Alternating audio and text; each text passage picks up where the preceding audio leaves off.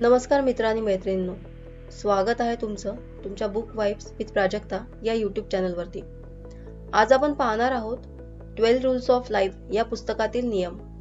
मागील व्हिडिओमध्ये आपण पाहिले 3 नियम। पहिला व्हिडिओ ज्यांनी पाहिला नसेल त्यांनी तो व्हिडिओ नक्की बघावा ही विनंती। चला आता पाहूया पुढचे नियम। पुढील नियम म्हणजे नियम 4, स्वतःला मदत करण्यासाठी स्वतःकडे जबाबदारीने पहा। तर या नियमाचा अर्थ काय? या नियमात लेखक सांगतात की आपण ज्या प्रकारे इतरांची काळजी घेतो, आई वडिलांची औषधं वेळेवर देतो किंवा मित्राला मदत करतो, तसंच प्रेम, आपुलकी आणि जबाबदारीने आपण स्वतःकडे सुद्धा पाहायला हवं। पण दुर्दैवाने आपल्यापैकी अनेक लोक स्वतःचीच काळजी योग्य पद्धतीने घेत नाही। आम्ही स्वतःवर कठोर होतो। आपल्याला हवे असलेले आरोग्य, सवयी, झोप, शांत वेळ याकडे दुर्लक्ष करतो। कधी कधी आपण स्वतःला जणू महत्त्वाचं नाही असं वागवतो। या नियमाचं खोल सार काय? तर पहिली गोष्ट म्हणजे स्वतःकडे जबाबदारीने पहा।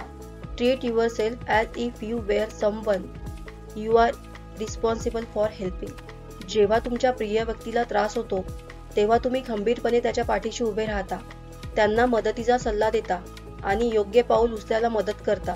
पण स्वतःच्या आयुष्यात संकट आलं, चुकलं, कंटाळा आला की आपण स्वतःलाच दोष देतो, टोमणे मारतो आणि मग गप्प बसतो। या मानसिकतेला बदलायला हवं। तुमचं आयुष्य सुधारण्याची जबाबदारी फक्त तुमचीच आहे। तुम्ही स्वतःचे पालक, सल्लागार आणि मार्गदर्शक आहात। दुसरी गोष्ट म्हणजे स्वतःवर प्रेम करणं म्हणजे फक्त स्वार्थ नव्हे, हे लक्षात घ्या। स्वतःकडे लक्ष देणं, स्वतःसाठी वेळ घेणं, आरोग्य, मनःशांती आणि विकासासाठी प्रयत्न करणं ही स्वार्थी वृत्ती नाही आहे, तर ती स्वजागृती आहे। खोटं हसणं, सतत इतरांना खुश ठेवणं आणि स्वतःला शेवटी ठेवणं, त्यामुळे तुमचं आयुष्यही रिकामं वाटायला लागतं। प्रामाणिकपणे स्वतःला विचारणं गरजेचं आहे की माझ्यासाठी खरंच काय चांगलं आहे। आणि तिसरी गोष्ट म्हणजे जे योग्य आहे ते करा, अगदी कठीण असलं तरी सुद्धा।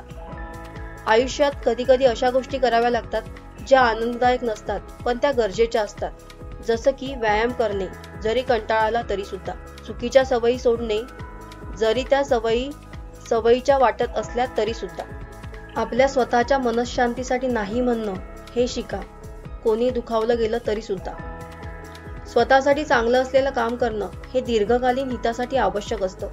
त्याच्यामुळे हे लक्षात ठेवा, तुमचं आयुष्य तुमच्यासाठी आहे आणि जर तुम्ही स्वतःची जबाबदारी घेतली नाही तर दुसरं कोणीही ती घेणार नाही। स्वतःकडे जबाबदारीने पाहणं म्हणजे स्वाभिमान, शिस्त आणि स्वतःच्या अस्तित्वाची कबुली देणं ही सुरुवात आहे ती चांगल्या आणि अर्थपूर्ण आयुष्याची। आता बघूया नियम 5वा।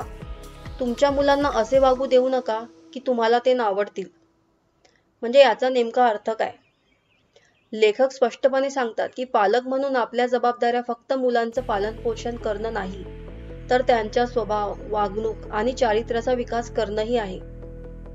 मुलांना खूप काही दिलं तरी जर योग्य शिस्त दिली नाही तर ते स्वतःचं आणि दुसऱ्यांचं आयुष्य कठीण करू शकतात। आता या नियमाचं खोल विश्लेषण बघूया। पहिली गोष्ट म्हणजे मुलांवर योग्य संस्कार आणि शिस्त ही पालकांची जबाबदारी आहे। पालकांनी हे समजून घ्यायला हवं की मुलं नैसर्गिकरित्या सामाजिक वागणूक शिकून येत नाही, त्यांना ती शिकवावी लागते। काय योग्य आहे, काय अयोग्य आहे आणि आपली कोणती मर्यादा आहे। जर मूल चुकीचं वागलं, लोकांना त्रास दिला, उर्मट बोललं आणि तरी सुद्धा पालकांनी दुर्लक्ष केलं तर हे वागणं मोठेपणी त्याच्या व्यक्तिमत्वात खोल रुजतं। म्हणूनच पालकांनी वेळेवर नाही म्हणणं, शिस्त लावणं आणि योग्य सल्ला देणं खूप गरजेचं आहे।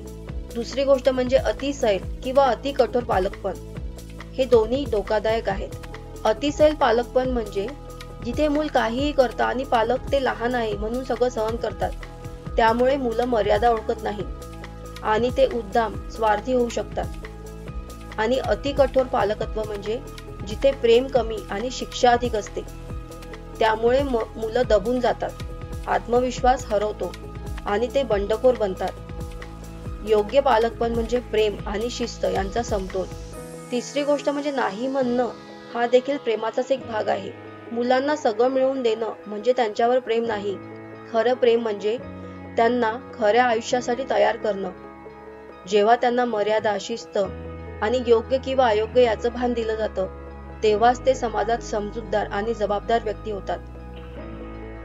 नाही हे शब्द ऐकून आज रडणाऱ्या मुलांनीच उद्या अडचणीमध्ये योग्य निर्णय घेण्याची ताकद मिळवता आली पाहिजे.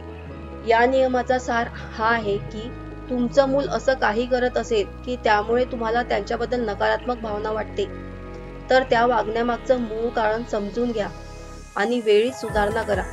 मूल लहान असताना त्याच्या वागण्यावर नियंत्रण ठेवणं कठीण जातं, पण तेच नियंत्रण नंतर मोठ्या त्रासापासून त्याला वाचवू शकतं. शिस्त ही शिक्षा नव्हे, ती शिक्षणाची पहिली पायरी आहे. मुलं शिकतात, घडतात आणि वाढतात, आणि त्यासाठी योग्य मार्गदर्शन सुद्धा आवश्यक आहे. पालक म्हणून तुमचं कर्तव्य आहे प्रेमपूर्वक शिस्त लावणे. आता बघूया नियम 6वा. प्रथम तुमचं घर व्यवस्थित करा, मगच इतरांना बदलण्याचा विचार करा. तर या नियमाचा अर्थ काय? लेखक सांगतात की दुसऱ्यांवर टीका करण्याआधी स्वतःच्या जीवनात काय गडबड आहे याचा प्रामाणिकपणे विचार करा.